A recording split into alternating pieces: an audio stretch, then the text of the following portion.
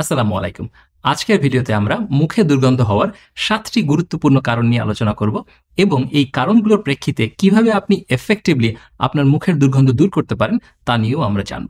আপনারা যদি এই ভিডিওটি পুরোপুরি দেখেন তাহলে আপনার মুখের দুর্গন্ধ নিয়ে আর কোনো ভিডিও দেখার প্রয়োজন পড়বে না। তাহলে আসুন শুরু করা যাক। প্রথমেই মুখে দুর্গন্ধ হওয়ার যে কারণটি নিয়ে আমি কথা বলতে চাই তা হচ্ছে টনসিল স্টোন। আমাদের টনসিলের ভিতরে কিছু গর্ত থাকে যেটাকে বলা হয় টনসিলের ক্রিপ্ট। আমরা যখন খাবার দাবার খাই তখন সেই টনসিলের ক্রিপ্ট বা গর্তের ভিতরে খাবার দাবারের কিছু অংশ জমে থাকে। এই জমে থাকা খাবারগুলোতে পরবর্তীতে ব্যাকটেরিয়া গ্রো করে এবং সেই ব্যাকটেরিয়াগুলো সেই খাবারগুলোকে পচিয়ে সেখান থেকে দুর্গন্ধ তৈরি করে। এই গর্তের ভিতরে জমে থাকা খাবারগুলো পরবর্তীতে শক্ত হয়ে যায় এবং অনেক সময় কাশি দিলে বের হয়ে আসে। যখন আমরা সেগুলোকে হাতে নিয়ে টিপ দেই তখন সেগুলো গলে যায় এবং সেখান থেকে মারাত্মক দুর্গন্ধ আসে। এগুলোই হচ্ছে টনসিল স্টোন। টনসিল স্টোন নিয়ে আমার একটি ভিডিও আমার চ্যানেলে আছে, আপনারা চাইলে কিভাবে টনসিল স্টোন রিমুভ করবেন সেটি আপনারা সেই ভিডিওর মাধ্যমে দেখে নিতে পারেন।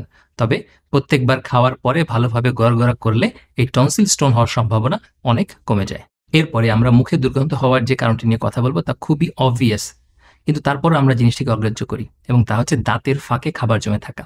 আমাদের দুটো দাঁতের মাঝে কিন্তু একটু ফাঁকা জায়গা থাকে, সেই ফাঁকা জায়গার মধ্যে বিশেষ করে মাংসের আঁশ, মাছ বা অন্যান্য খাবার দাবার কিন্তু সেখানে জমে থাকতে পারে এবং সেইখানে জমে থাকা খাবারগুলোতে ব্যাকটেরিয়াল ইনফেকশন হয়ে পরবর্তীতে কিন্তু সেখান থেকে মুখে দুর্গন্ধ তৈরি হতে পারে।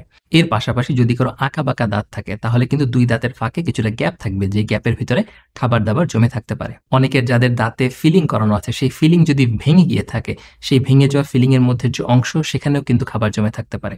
অনেকের যাদের আক্কেল দাঁত উঠছে সেই আক্কেল দাঁতের উপরে যে মাড়ির অংশটা থাকে সেটি অনেক সময় সেপারেট হয়ে যায় এবং সেখানে অনেক সময় এক ধরনের পকেট তৈরি হয়, সেই পকেটের ভিতরেও কিন্তু খাবার দাবার জমে থাকতে পারে। এর পাশাপাশি যাদের গাম ডিজিজ হয়, সেই গাম ডিজিজ হলে দাঁত এবং মাড়ির ফাঁকে ছোট ছোট পকেট তৈরি হয়, সেখানেও কিন্তু খাবার জমে থাকতে পারে।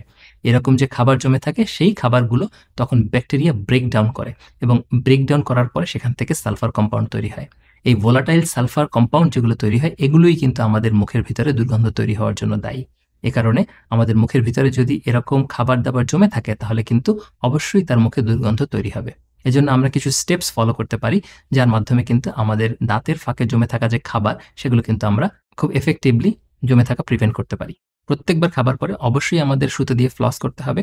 আপনারা চেষ্টা করবেন টুথপিক ব্যবহার না করতে, কারণ টুথপিকের যে থিকনেস সেই থিকনেস দিয়ে দুই দাঁতের ফাঁকে মাঝে যে জায়গা সেই জায়গাতে পৌঁছানো সম্ভব হয় না। এর পাশাপাশি টুথপিক যদি অনেক ফোর্সফুলি আমরা ব্যবহার করি তাহলে কিন্তু আমাদের মাড়িতে ড্যামেজ হতে পারে এবং দুই দাঁতের মাঝে যে ফাঁকা সেই ফাঁকা আরও বড় হয়ে যেতে পারে, ফলে সেখানে পরবর্তীতে আরও বেশি পরিমাণে খাবার আটকে থাকতে পারে। এ কারণে চেষ্টা করবেন টুথপিক ব্যবহার না করতে এবং এর পরবর্তীতে দাঁতে ফ্লস ব্যবহার করতে। এখনো পর্যন্ত যারা এই ভিডিওটি দেখছেন, আমাদের এই ভিডিওটি যদি আপনাদের কাছে হেল্পফুল মনে হয়ে থাকে তাহলে আমাদের চ্যানেলে সাবস্ক্রাইব করতে এবং এই ভিডিওতে একটি লাইক দিতে ভুলবেন না। আপনাদের উৎসাহ এরকম ভিডিও পরবর্তীতে আমাদের আরও তৈরি করতে অনুপ্রেরণা যোগাবে। মুখে দুর্গন্ধ হওয়ার তৃতীয় যে কারণটি নিয়ে আমরা কথা বলতে চাই তা হচ্ছে অস্বাস্থ্যকর খাদ্যাভ্যাস এবং এ সকল খাবারের মধ্যে প্রথমেই রয়েছে অত্যধিক চিনি রয়েছে এমন খাবার, যেমন cake, biscuit, pastry, cold drinks, coffee ইত্যাদি। এই ধরনের খাবারগুলোতে প্রচুর পরিমাণে চিনি থাকে এবং খাবার পরে এর মধ্যে চিনি বা স্টার্চ জাতীয় যে পদার্থগুলো থাকে সেগুলো আমাদের মুখের মধ্যে থেকে যায়। আমাদের মুখে যে ব্যাকটেরিয়াগুলো থাকে সেই ব্যাকটেরিয়াগুলো পরবর্তীতে এই সুগার এবং স্টার্চ জাতীয় কম্পাউন্ডগুলোকে ব্রেকডাউন করে বিভিন্ন দুর্গন্ধযুক্ত গ্যাস তৈরি করে, যেমন হাইড্রোজেন সালফাইড, ডাইমেথাইল সালফাইড ইত্যাদি।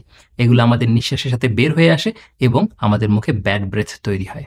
এর পাশাপাশি পেঁয়াজ, রসুন ইত্যাদি খাবার আমরা যখন অনেক বেশি পরিমাণে একবারে খেয়ে ফেলি তখনও কিন্তু আমাদের মুখের ভিতরে দুর্গন্ধ তৈরি হতে পারে।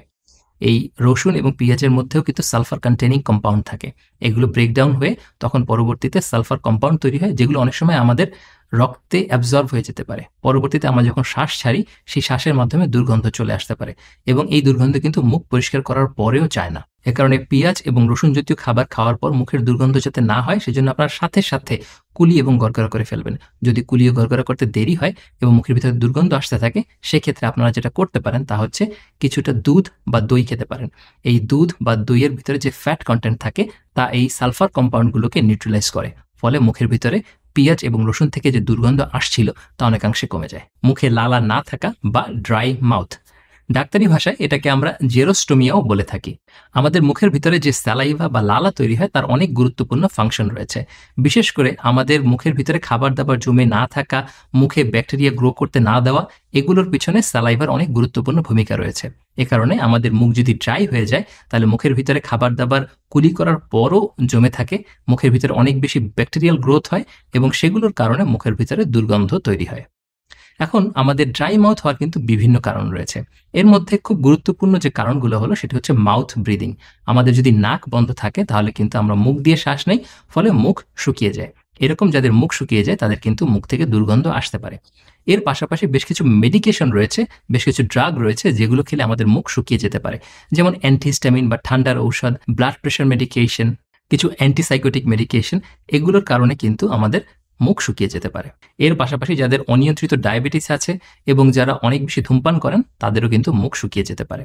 মুখ শুকিয়ে যাওয়ার কারণে আমাদের যে মুখে দুর্গন্ধ হয় তা কিন্তু বেশ কিছু ঘরোয়া পদ্ধতির মাধ্যমে আমরা প্রিভেন্ট করতে পারি।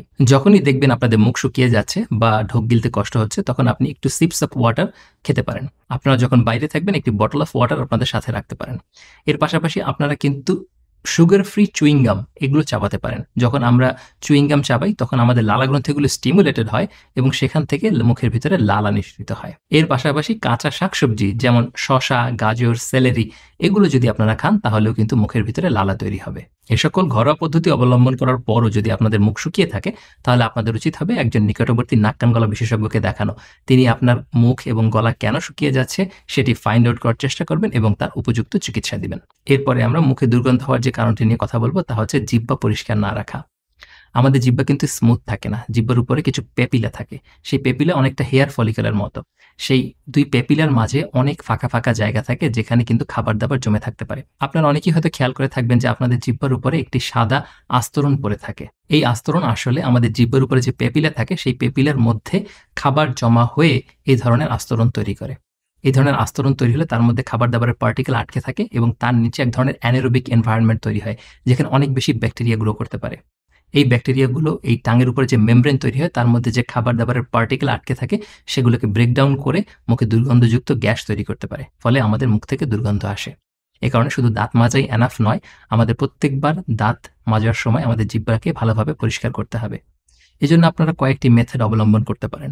আপনাদের টুথব্রাশের পিছনে অনেক সময় খাঁজ কাটা দাগ দেওয়া থাকে, সেগুলো দিয়ে আপনারা জিহ্বাটাকে ঘষে নিতে পারেন, অথবা আপনাদের টুথব্রাশের যে ব্রিসেলসগুলো রয়েছে সেগুলো দিয়েও আলতো করে আপনারা জিহ্বাকে ঘষে নিতে পারেন। অনেক সময় জিহ্বার খুব বেশি পিছন দিকে টুথব্রাশ দিয়ে ঘষে ফেললে আমাদের গ্যাগ রিফ্লেক্স বা বমি বমি ভাব হতে পারে। সেক্ষেত্রে আপনারা ফ্লস করার জন্য যে সুতা রয়েছে সেই সুতার দিয়ে আপনাদের জিহ্বাটাকে টেনে পরিষ্কার করে ফেলতে পারেন। এর পাশাপাশি এক ধরনের টাং স্ক্র্যাপার বা টাং ক্লিনার নামে এক ধরনের অ্যাপ্লায়েন্স পাওয়া যায়। এই অ্যাপ্লায়েন্সগুলো দিয়ে জিহ্বা টেনে পরিষ্কার করে ফেললে জিহ্বার মধ্যে এই খাবার দাবারগুলো জমে থাকতে পারে না, ফলে আমাদের মুখের ভিতরে দুর্গন্ধ হওয়ার সম্ভাবনা অনেক কমে যায়। জিহ্বা পরিষ্কার করার পাশাপাশি একটু মাউথওয়াশ দিয়ে মুখ গড়গড়া করে নেবেন, তাহলে জিহ্বার পিছনের অংশে যে খাবার দাবারগুলো জমে থাকে সেগুলো কিন্তু বের হয়ে যাবে।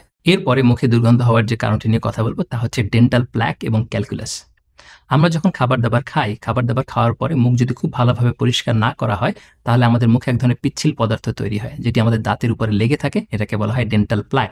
এটি এক ধরনের বায়োফিল্ম যেগুলোর মধ্যে মাইক্রো অর্গানিজম বা ব্যাকটেরিয়া খুব সহজে লেগে থাকতে পারে। ডেন্টাল প্ল্যাক যদি 24 ঘন্টার মধ্যে পরিষ্কার না করা হয় তাহলে তা দাঁত এবং মাড়ির যে সংযোগ স্থল সেখানে এক ধরনের শক্ত পদার্থ তৈরি করে যেটাকে বলা হয় ক্যালকুলাস। এই ডেন্টাল প্ল্যাক এবং ক্যালকুলাসের ভিতরে হাজার হাজার জীবাণু থাকে। এই ডেন্টাল প্ল্যাক এবং ক্যালকুলাস দূর করার জন্য আপনাদের কাছে সবচাইতে যে এফেক্টিভ ওয়েটা রয়েছে সেটা হচ্ছে ব্রাশ করা। তবে আপনাদের সঠিকভাবে দাঁত ব্রাশ করার নিয়মটা জানতে হবে। আপনাদের দিনে 2 বার করে দাঁত ব্রাশ করতে হবে। রাতে খাওয়ার পরে, ঘুমানোর আগে দাঁত ব্রাশ করতে হবে এবং দাঁত ব্রাশ করার পরে কোনো কিছু খাওয়া যাবে না। সকালে ওঠার পরে কোনো কিছু খাওয়ার পরে আপনারা দাঁত ব্রাশ করবেন বা ব্রেকফাস্ট করার পরে দাঁত ব্রাশ করবেন। ব্রেকফাস্ট করার আগে যদি আপনারা দাঁত ব্রাশ করেন তাহলে ব্রেকফাস্টের যে খাদ্যদ্রব্যগুলো সেগুলো আপনাদের মুখের ভিতর জমে থাকবে এবং সেখান থেকে প্লাক তৈরি হবে। এভাবে যদি আপনারা প্রতিদিন 2 বার করে দাঁত ব্রাশ করার যে অভ্যাস সেটি না পালন করেন তাহলে কিন্তু এই প্লাকগুলো ক্যালকুলাস বা টার্টার তৈরি করবে এবং সেই ক্যালকুলাস আমাদের জিনজিভা এবং দাঁতের ফাঁকে জমে সেখান থেকে কিন্তু পেরিওডন্টাল ডিজিজ এবং মুখের দুর্গন্ধ তৈরি করবে। যখন এই প্লাক ক্যালকুলাসে রূপান্তরিত হয় বা শক্ত হয়ে যায় তখন কিন্তু এগুলো দাঁত ব্রাশ করলে বের হয় না। তখন কিন্তু আপনাকে ডেন্টিস্টের কাছে যেতে হবে এবং স্কেলিং এর মাধ্যমে এগুলো রিমুভ করতে হবে। এবং ফাইনালি আমরা মুখে দুর্গন্ধ হওয়ার যে কারণটি নিয়ে কথা বলবো তা হচ্ছে স্মোকিং এবং টোব্যাকো। বিশেষ করে ধূমপানের কারণে আমাদের মুখের ভিতরে যে লালা গ্রন্থিগুলো রয়েছে সেগুলো এফেক্টেড হয়, ফলে লালা গ্রন্থি থেকে পর্যাপ্ত পরিমাণে লালা নিঃসৃত হয় না। আমরা জেনেছি যে মুখে যদি এনাফ লালা নিঃসৃত না হয় তাহলে কিন্তু ওরাল যে হাইজিন রয়েছে সেই হাইজিনটা মেইনটেইন হয় না এবং আমাদের মুখের ভিতর থেকে দুর্গন্ধ আসতে পারে due to bacterial overgrowth and food decomposition. এর পাশাপাশি যারা জর্দা বা তামাক পাতা মুখের ভিতরে দিয়ে রাখেন তাও কিন্তু মুখের মধ্যে দুর্গন্ধ তৈরি করতে পারে। এই ধূমপান এবং তামাক ব্যবহার করা থেকে আমাদের মুখে যে দুর্গন্ধ তৈরি হয় তা আপনারা কিভাবে প্রিভেন্ট করবেন এটা কিন্তু আমাদের সবার কাছে খুবই অবভিয়াস।